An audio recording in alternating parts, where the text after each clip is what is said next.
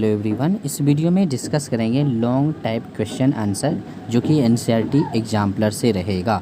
अब सवाल ये है कि लॉन्ग क्वेश्चन कितना ज़्यादा इम्पोर्टेंस आपके लिए रहेगा, तो मैं बताता हूँ बहुत ज़्यादा इम्पोर्टेंट रहेगा लॉन्ग क्वेश्चन, क्योंकि लॉन्ग क्वेश्चन में ही आपको रियल कंसेप्ट पता चल पाएगा, क्योंकि एक लॉन्ग क्वेश्चन में बहुत सारे कॉन्सेप्ट इंक्लूडेड रहते हैं। तो चलिए डिस्कस करते हैं लॉन्ग क्वेश्चन जो कि 59 नंबर से है।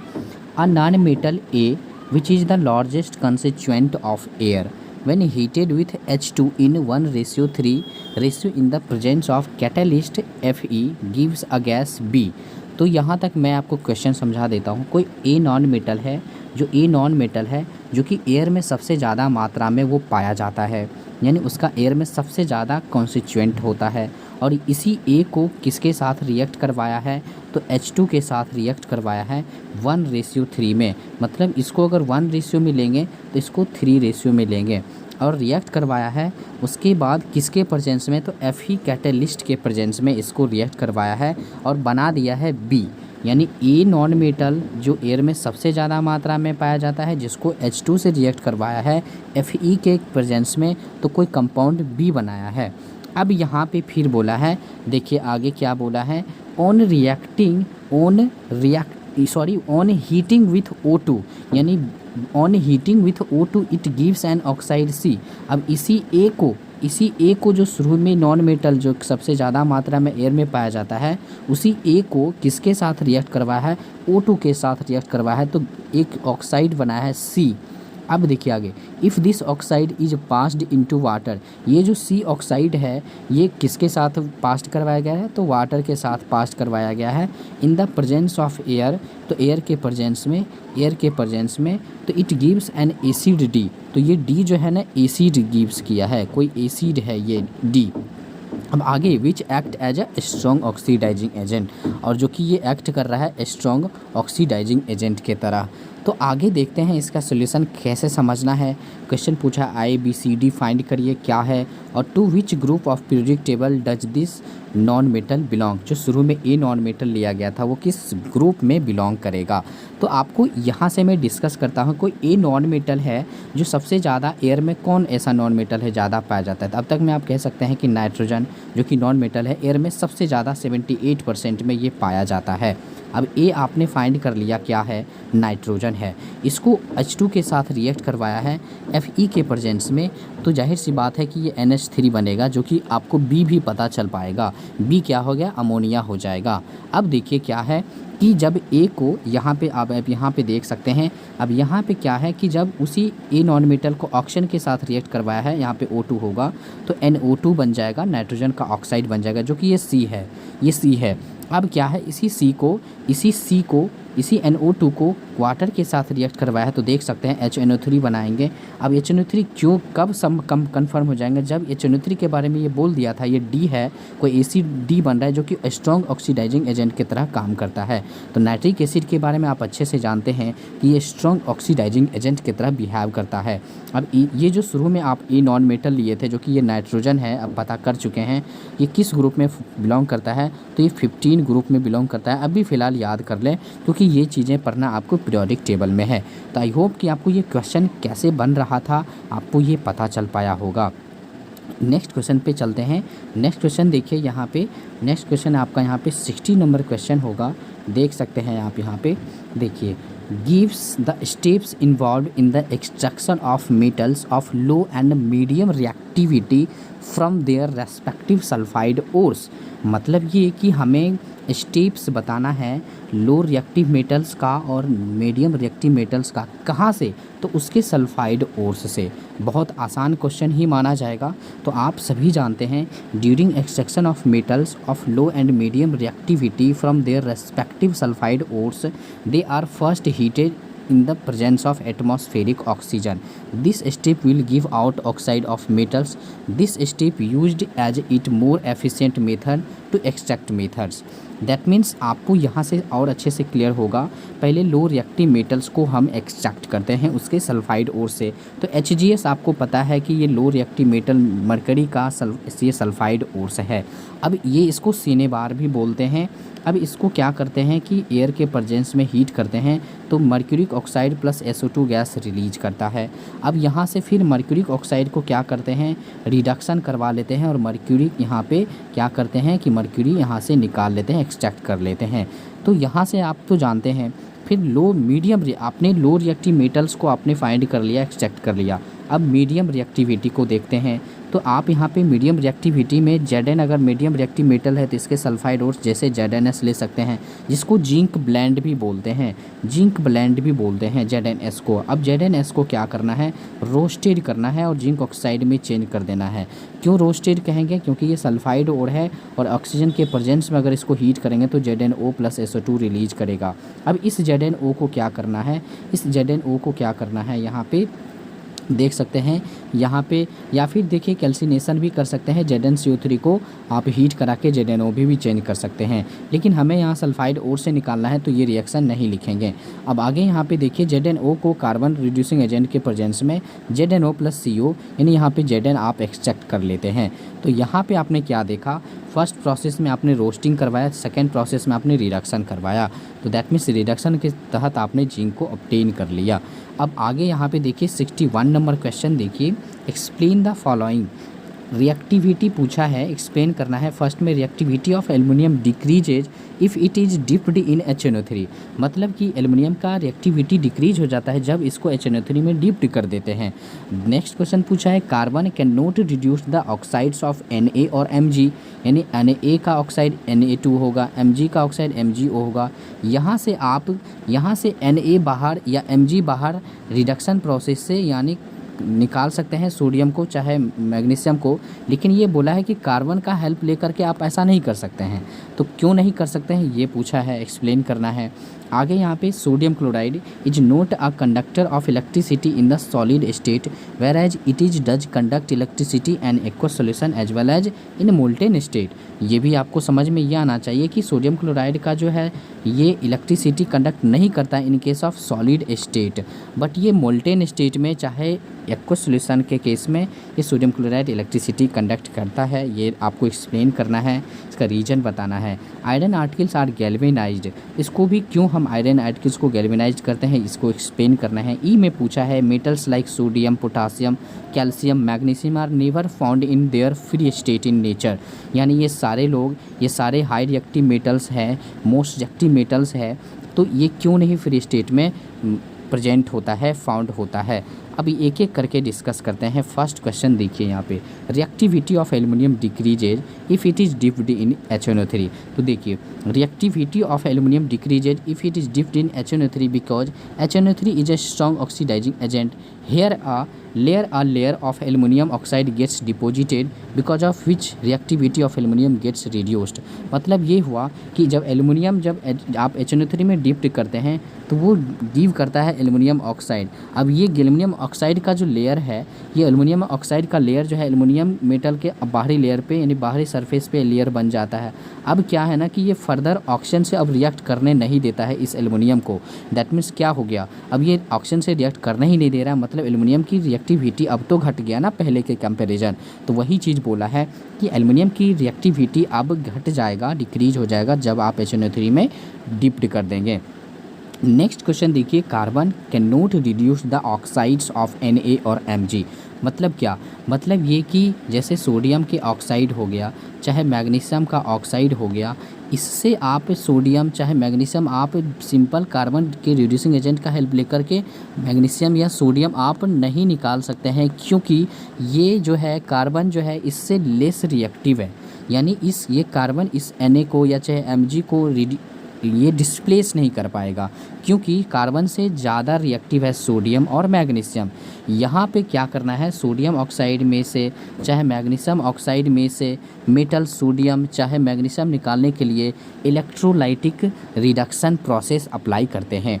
इसलिए यहाँ पे क्या बोलेंगे कि यहाँ पे देख सकते हैं carbon can not reduce the oxides of sodium और magnesium because these are highly reactive metals. Sodium and magnesium have higher affinity to oxygen than carbon, hence carbon fails to reduce the oxides of sodium and magnesium. आप ऐसे भी बोल सकते हैं कि जो है सोडियम और मैग्नीशियम जो है हायर एफिनिटी टू ऑक्सीजन, यानी ऑक्सीजन के साथ ये ज़्यादा कनेक्टेड रहता है, हाईली टाइटली कनेक्टेड रहता है, इसलिए कार्बन से नहीं हट पाएगा, ये डिस्प्लेस नहीं हो पाएगा सोडियम और मैग्नीशियम, क्योंकि कार्बन जो है लेस रिएक्टिव है इस दोनों से, है ना। कार्बन से सोडियम और मैग्नीशियम बाहर नहीं निकल पाएगा उस ऑक्सीजन के केस में, ऑक्सीजन के साथ में, यानी इस सोडियम ऑक्साइड में से ये जो ऑक्सीजन के साथ ये ज़्यादा एफिनिटी होता है, यानी सोडियम जो है मेटल ऑक्सीजन से ज़्यादा रिएक्ट कर पाता है फास्ट, यानी टाइटली बॉन्डेड रहता है, इसलिए कार्बन इस सोडियम को यहाँ से बाहर निकालने में सक्षम नहीं होता है। नेक्स्ट क्वेश्चन देखिए, ये बोला है सोडियम क्लोराइड क्यों नहीं सॉलिड स्टेट में इलेक्ट्रिसिटी कंडक्ट करेगा। ये सिंपल है, क्योंकि सॉलिड स्टेट में सोडियम क्लोराइड ये आयंस में ब्रेक नहीं होगा, यानी सोडियम आयंस क्लोराइड आयंस में ये ब्रेक नहीं होगा जब ये सॉलिड में रहेगा। लेकिन यही सोडियम क्लोराइड जब मोल्टेन स्टेट में रहेगा, चाहे ये एक्वस स्टेट में रहेगा, तब ये आयंस में ब्रेक हो जाएगा, और जब ये आयंस में ब्रेक कर हो पाएगा, आयंस में टूट पाएगा, तभी जाके इलेक्ट्रिसिटी पॉसिबल हो पाएगा। आप इसको रीड करके समझ सकते हैं। नेक्स्ट देखिए, यहाँ पे डी बोला था कि आयरन को क्यों गैल्वेनाइज्ड किया जाता है। वो इसलिए कि मान लें कि ये आयरन रॉड है, आयरन को गैल्वेनाइज्ड कर देते हैं जिंक मेटल से इसको लेयर चढ़ा देते हैं, ताकि ये रस्ट इसमें नहीं लग पाए, या कोरोजन इसमें नहीं हो पाए। इस तरीके से आप इसका आंसर देखते हैं। Iron readily reacts with atmospheric oxygen and forms rust. To avoid rusting of iron it is galvanised. Next देखिए, ई नंबर कहा था, ई नंबर में था कि metals like sodium, potassium, calcium, magnesium are highly reactive metals. They can form compounds with almost every element, because of this they are not found in their native form in nature. मतलब क्या, ये sodium हो गया, potassium हो गया, calcium हो गया, magnesium हो गया, ये सारे लोग बहुत ही हाईली रिएक्टिव होते हैं, और इसीलिए क्या होता है कि चाहे ये वाटर से जल्दी रिएक्ट कर लेते हैं, चाहे ऑक्सीजन से भी ये जल्दी रिएक्ट कर लेते हैं और कंपाउंड का फॉर्मेशन कर लेते हैं। तो जाहिर सी बात है कि ये जब रिएक्ट कर लेते हैं ऑक्सीजन से भी, वाटर से भी, तो ये कंपाउंड जब बना लिए, तब ये कहाँ पे, ये तब तो इस चक्कर में तो ये नेटिव स्टेट में नहीं रह सकता ना, ये फ्री स्टेट में नहीं रह सकता ना। क्यों? क्योंकि ये हाईली रिएक्टिव मेटल्स हैं ये सारे।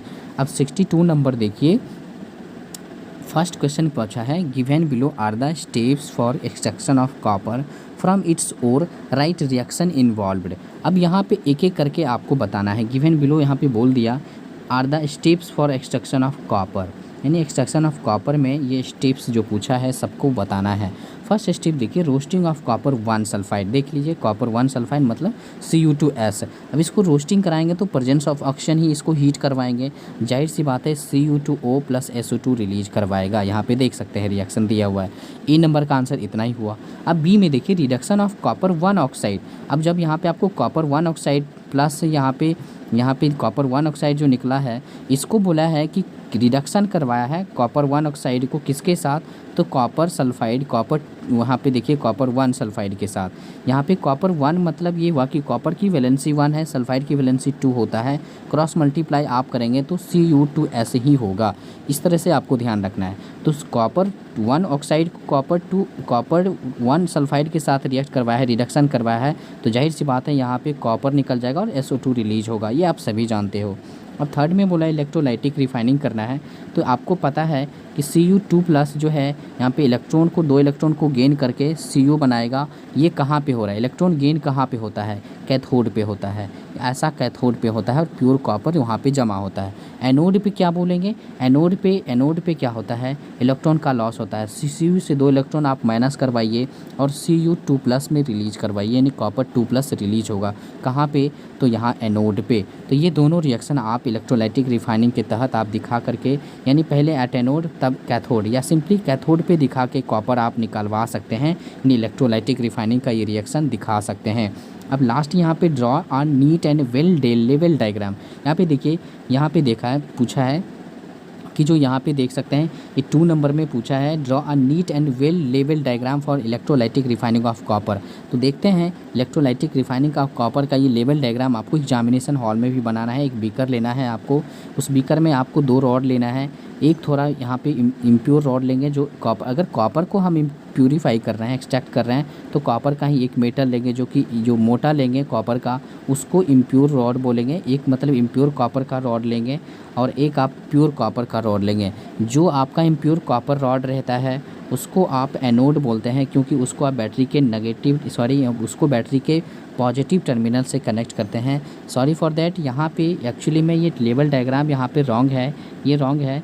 हम बता रहे हैं आपको, एनोड को हम बैटरी के पॉजिटिव टर्मिनल से कनेक्ट करते हैं और यहाँ पे पॉजिटिव रहेगा, और कैथोड को हम बैटरी के नेगेटिव टर्मिनल से कनेक्ट करते हैं, यहाँ पे माइनस रहेगा चार्ज। इस तरीके से जिस आपको अच्छे से पता है, आप ये इलेक्ट्रोलाइटिक रिफाइनिंग आप पढ़े होंगे। जो इम्प्योर कॉपर रॉड रहेगा वो मोटा रहता है, उसको एनोड बोलते हैं। जो प्योर कॉपर रॉड रहता है उसको आप कैथोड बोलते हैं और वो पतला रहता है। और इस तरीके से जैसे यहाँ पे कॉपर को हम रिफ़ाइन कर रहे हैं तो कॉपर का ही यहाँ पे सॉल्ट लेंगे, like acidified copper sulphate solution आप ले सकते हैं। और आपको पता है कि ये एनोड मड कहाँ जमा होगा, तो एनोड प्लेट के नीचे यहाँ पे एनोड मड जमा होता है। इस तरीके से आप लेवल डायग्राम आप अच्छे से डिस्कस कर सकते हैं। माफ़ कीजिएगा कि यहाँ पे ये लेवल डायग्राम थोड़ा गलत यहाँ पे आ गया, इसको ध्यान से आप अच्छे से डिस्कस कर सकते हैं। नेक्स्ट क्वेश्चन पे चलते हैं। नेक्स्ट क्वेश्चन 63 देखिए यहाँ पे, of the 3 metals X Y Z. यहाँ पे बोला है एक्स वाई जेड 3 मेटल्स है, तो आप बोला है एक्स के बारे में, x reacts with cold water. X किससे रिएक्ट किया है, कोल्ड वाटर से, और वाई किया है रिएक्ट किससे, तो हॉट वाटर से। वाई किया है रिएक्ट हॉट वाटर से, और जेड किया है रिएक्ट स्टीम से। जेड किया है रिएक्ट स्टीम से। तो वहाँ पे बोला है, देख सकते हैं, तो एक्स वाई जेड के बारे में आपको आइडेंटिफाई करना है। And also arrange them in order of increasing reactivity. बहुत ही सिंपल क्वेश्चन है। अब जब एक्स कोई कोल्ड वाटर से रिएक्ट कर लिया तो जाहिर सी बात है वो हाई रिएक्टिव कोई मेटल्स होगा, क्योंकि वो कोल्ड वाटर से भी इनफैक्ट रिएक्ट कर पा रहा है। तो या तो सोडियम आप ले सकते हैं, पोटासियम भी ले सकते हैं, और यहाँ पे कैल्शियम भी आप ले सकते हैं। अब आगे यहाँ पे क्या है, अब आप देख सकते हैं कि इनमें से कोई आप मेटल आप ले सकते हैं। तो यहाँ पे देखिए कि आप सोडियम भी ले सकते हैं। तो यहाँ पे अब हॉट वाटर, वाई क्या हो जाएगा हॉट वाटर से, तो आपको पता है कि मैग्नीशियम उतने ज़्यादा रिएक्टिव नहीं है, इसलिए इसको हॉट वाटर देना पड़ता है, तब जाके ये मेटल का हाइड्रोक्साइड बनाता है। तो देख सकते हैं यहाँ पे वाई क्या हो जाएगा, मैग्नीशियम हो जाएगा। वाटर कोल्ड वाटर से ये रिएक्ट नहीं करता, ये हॉट वाटर से करता है। तो इस तरह से जेड आपको पता होना चाहिए। 3 ऐसे मेटल हैं, अल जी आई, मैं बता देता हूँ फार्मूला, अल जी आई, ये तीनों मेटल ही स्टीम से रिएक्ट करता है, ये आपको ध्यान देना है। तो इन तीनों में कोई एक मेटल आप ले करके यहाँ पे स्टीम के साथ रिएक्ट कर पे, और जो मेटल स्टीम से रिएक्ट करेगा वो मेटल का ऑक्साइड बनाएगा, ना कि मेटल का हाइड्रोक्साइड बनेगा। ये बात आपको ध्यान रखना है। तो देख सकते हैं आयरन स्टीम से रिएक्ट करके, स्टीम जब आप लिखेंगे तो स्टीम का फॉर्म तो वाटर ही होता है ना, वाटर का ही फॉर्म होता है, तो वाटर से ही रिएक्ट करवाएंगे और मेटल का ऑक्साइड प्लस H2 निकाल देंगे आप। अब यहाँ पे अरेंज करना है। जब आपने क्या यहाँ पे लिया है, शुरू में आपने लिया था यहाँ पे, अगर आप कैल्शियम लिए हैं, अगर इसमें कैल्शियम लिया है और मैग्नीशियम लिया है और आयरन लिया है, तो इस तरीके से रिएक्टिविटी सीरीज आप देख सकते हैं कि कौन सबसे ज़्यादा रिएक्टिव है। आप 64 नंबर क्वेश्चन देखिए, an element A Burns with a golden flame in air. एक कोई एलिमेंट है जो कि ये बर्न्स होता है तो वो गोल्डन फ्लेम की तरह वो दिखता है। जब वो जलता है ना, एक कोई एलिमेंट है जो जल रहा होता है एयर के प्रेजेंस में, तो वो गोल्डन फ्लेम देता है, ये बोल रहा है ये। अब आगे देखिए, it reacts with another element B. It reacts with another element B, यानी ये ए जो है, जो गोल्डन फ्लेम करता हुआ जलता है, बी से रिएक्ट करता है, तो जिसका एटॉमिक नंबर 17 होता है, वो क्या है, सी कंपाउंड गिव करता है, कोई कंपाउंड सी बनाता है। तो अब देखिए यहाँ पे ये तो समझ में आ गया आपको। उसके बाद बोला है कि an aqueous solution of product C on electrolysis gives compound D. अब बोला है कि aqueous solution of product C, ये जो सी का जो एक्व सोल्यूशन है, जो सी का जो एक्व सोल्यूशन मतलब ये कि उसमें वाटर मिला देंगे तो सी का ये एक्व सोल्यूशन हो जाएगा। अब इसमें जब आप इलेक्ट्रिसिटी पास कराएंगे तो कोई कंपाउंड डी बनाएगा और साथ में एक गैस भी H2 रिलीज कर रहा है। तो अब आपको मैं फिर से समझाता हूँ। कोई ए मेटल, ए एलिमेंट है जो कि गोल्डन फ्लेम देता है, और ये क्या है ना कि ये ए जो है गोल्डन फ्लेम जो देता है, वो जो है बी बी से जिसका एटॉमिक नंबर 17 होता है, तो आपको पता चल गया कि ये क्लोरीन है। बी क्या है? क्लोरीन है, क्योंकि क्लोरीन का एटॉमिक नंबर 17 होता है। अब ये जो ए जो रिएक्ट कर रहा है इस क्लोरीन से, तो कोई कंपाउंड जो है सी दिया है, और ये सी जो है ना, ये सी का एक्व सॉल्यूशन, मतलब जब इसमें वाटर आप मिलाते हैं तो जब उसमें इलेक्ट्रिसिटी पास कराते हैं तो डी बनता है, प्लस में H2 रिलीज होता है। अब देखिए ए अगर सोडियम है, क्योंकि सोडियम जलता है येलो यानी येलोइश कलर करते हुए जलता है, तो ये क्लोरीन से रिएक्ट करके क्या बनाएगा? NaCl बनाएगा। अब ये C क्या हो गया? NaCl हो गया। अब ये NaCl, C क्या है?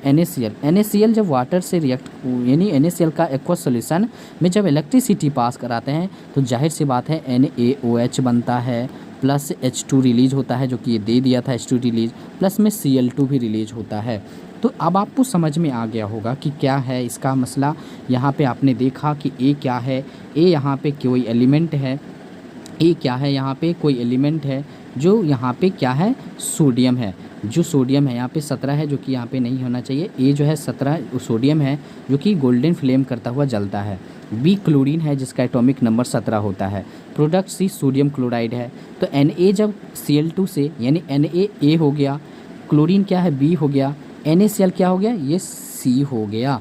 इस तरीके से अब NaCl को जब आप वाटर के साथ यानी एक्वस सॉल्यूशन ऑफ NaCl जब आप उसमें इलेक्ट्रिसिटी पास करवाते हैं तो NaOH plus chlorine plus H2 release होता है, जिसको क्लोर अल्कली प्रोसेस आप बोलते हैं। इस तरीके से अब आपको पता चल गया होगा कि ये क्वेश्चन कैसे बना था। आइडेंटिफाई करना था ABCD को। Also write down the equation for the reaction involve. तो सारे का आपने रिएक्शन दिखा ही दिया है यहाँ पे, तो आपको रिएक्शन भी यहाँ पे दिखाना था। Next question sorry 65 number question देखते हैं। 65 जो कि लास्ट नंबर क्वेश्चन है। 2 ores A and B were taken, यानी A और B हम ओर्स लिए थे। On heating ore A gives CO2 whereas ore B gives SO2, what steps will you take to convert them into metals. यानी आपको पता चल गया कि अगर कोई A भी ओर है B भी ओर है, तो A को जब आपने हीट किया तो उस वक्त वो CO2 दिया है, और B को जब आप हीट किए तो उस वक्त SO2 दिया है। तो जाहिर सी बात है ये कार्बोनेट ओर्स होगा, जाहिर सी बात है ये बी सल्फाइड ओर्स होगा, तभी तो SO2 रिलीज किया है। अब यहाँ से देखते हैं, यहाँ से आपको पता चल पाएगा। देख सकते हैं अगर ए हमने फाइंड कर लिया कि ए जो है और कार्बोनेट ओर्स है, तो जाहिर सी बात है कि जब इसको हम एक्सट्रैक्ट करेंगे तो पहले हम कैल्सिनेशन प्रोसेस अप्लाई करेंगे, सेकेंड हम रिडक्शन प्रोसेस अप्लाई करेंगे। अगर हम ZnCO3 लेते हैं यहाँ पे, अगर मान लें कि अब यहाँ पे ZnCO3 नहीं लेंगे क्योंकि यहाँ पे A बोला है, कोई A ओर्स है, A का कोई ओर्स है, तो यहाँ इसीलिए ये लिया है ACO3, मतलब ACO3 मतलब A का कोई कार्बोनेट ओर्स। इसको हीट करवाएंगे तो AO प्लस CO2 रिलीज होगा। अब रिडक्शन AO से A निकाल लिया है, देख सकते हैं A एलिमेंट आपने बाहर निकाल लिया। अब देखिए ओर ऑफ बी जो कि सल्फाइड ओर्स है, तो पहले हम इसका क्या करवाएंगे? रोस्टिंग करवाएंगे बी एलिमेंट को निकालने के लिए। तो जाहिर सी बात है BS बोलेंगे, क्योंकि BS मतलब बी का सल्फाइड ओर्स, इसको ऑक्सीजन के प्रेजेंस में हीट करेंगे तो BO बनेगा, और BO से आपको B निकालना है, तो BO से B निकालने के लिए सिंपल रिड्यूसिंग एजेंट का हेल्प लेकर के आप B निकाल सकते हैं। तो यहाँ पे आपने क्या देखा कि दोनों ही प्रोसेस में आपको क्या देखा कि पहले में आपने एक में यहाँ पे जब कैल्सिनेशन हुआ तो उस वक्त कार्बोनेट ओर्स था, जब सल्फाइड ओर्स था तो उस वक्त रोस्टिंग हुआ, लेकिन सेकेंड प्रोसेस में रिडक्शन प्रोसेस आप प्योर मेटल आप निकाल लेते हैं। तो इस तरीके से आपने क्या देखा, इस तरीके से आपने देखा कि क्वेश्चन कैसे बनाया जाता है। Thank you so much video देखने के लिए।